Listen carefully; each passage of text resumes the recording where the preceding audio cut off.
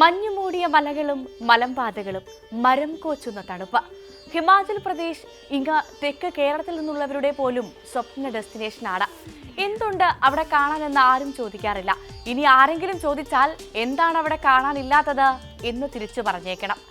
അതിലൊരു മനോഹര കാഴ്ചയനുഭവമാണ് മണാലിയിലെ ഹഡിംബ ദേവി ക്ഷേത്രം. മണാലി കാഴ്ചകളിൽ സഞ്ചാരികൾ ഏറ്റവും കൂടുതൽ തേടിയെത്തുന്ന ഇടങ്ങളിലൊന്നും ഇതാണ്. പുരാണ കഥകളാൽ കെട്ടുപിണഞ്ഞു കിടക്കുന്നതാണ് ഇവിടം. മഹാഭാരത സമയം മുതലുള്ള കഥകളാണ് വിശ്വാസികളുടെ ഇടയിൽ ക്ഷേത്രത്തിന് പ്രത്യേക സ്ഥാനം നൽകുന്നത്. 14-ാം നൂറ്റാണ്ടിൽ നിർമ്മിക്കപ്പെട്ട ക്ഷേത്രം ഇന്നും അധികം മാറ്റങ്ങളൊന്നുമില്ലാതെയാണ് നിലനിൽക്കുന്നത്. സാധാരണ കണ്ടുവരുന്ന ക്ഷേത്ര നിർമ്മാണ രീതികളിൽ നിന്നും വ്യത്യസ്തമാണ് ഇതിന്റെ ഘടന. 4 നിലകളായി ഉയർന്നു നിൽക്കുന്ന ക്ഷേത്രം ബുദ്ധിസ്റ്റ് പഗോഡ ശൈലിയിലാണ് നിർമ്മിച്ചത്. 1563-ൽ ഇവിടുത്തെ രാജാവായിരുന്ന മഹാരാജ ബഹാദൂർ സിംഗാണ് ക്ഷേത്ര നിർമ്മാണത്തിന് മുൻകൈയെടുത്തത്.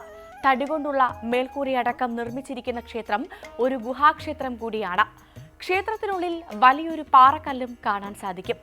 4 തട്ടുകളിലായി പഗോഡ മാതൃകയിലാണ് ക്ഷേത്രം പണി കഴിപ്പിച്ചിട്ടുള്ളത്. 3 തട്ടുകൾ മരത്തിലും ഏറ്റവും മുകളിലെ തട്ട് കോൺ മാതൃകയിൽ പിച്ചളയിലുമാണ്.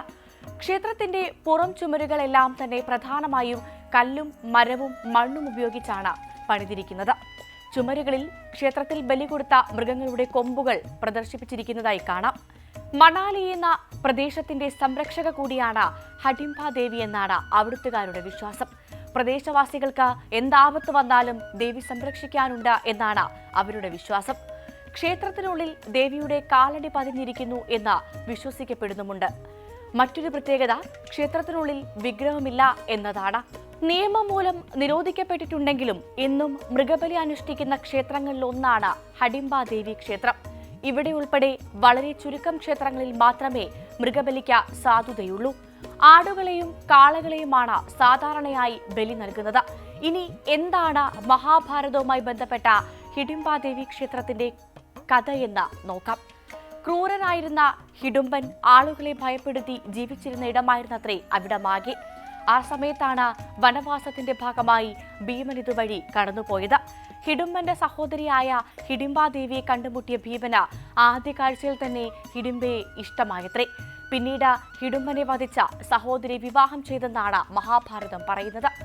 ഏകദേശം 1 വർഷത്തോളം കാലം അവർ ഒരുമിച്ച് അവിടെ താമസിച്ചെന്നും വിശ്വാസമുണ്ട്. ഹഡിംബ ദേവിയുടെ ജന്മദിനമായി ആഘോഷിക്കുന്ന ഫെബ്രുവരി 14-നാണ് ക്ഷേത്രത്തിൽ ഏറ്റവും അധികം വിശ്വാസികൾ എത്തുന്നത്. അന്നേ ദിവസം സമീപത്ത് താമസിക്കുന്ന സ്ത്രീകളെല്ലാം ആഘോഷമായി ക്ഷേത്രത്തിൽ എത്തിച്ചേരും. സംഗീതവും നൃത്തവുമൊക്കെയായി വലിയ ആഘോഷമായാണ് ചടങ്ങുകളൊക്കെ. വർഷത്തിൽ എപ്പോൾ വേണമെങ്കിലും ക്ഷേത്രം സന്ദർശിക്കാമെങ്കിലും സെപ്റ്റംബർ മുതൽ ഏപ്രിൽ വരെയാണ് ക്ഷേത്രം സന്ദർശിക്കുവാൻ പറ്റിയ സമയം.